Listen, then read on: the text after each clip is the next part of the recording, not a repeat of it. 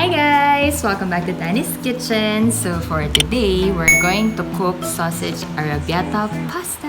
So here are the ingredients for our quick and easy pasta meal.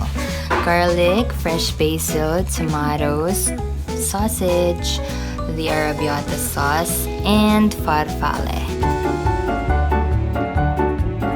A few moments later. Alright, so today na natin yung veggies and fry natin yung sausage.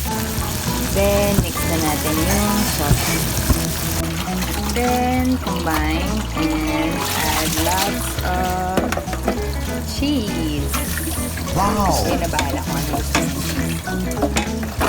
So guys, try na natin siya.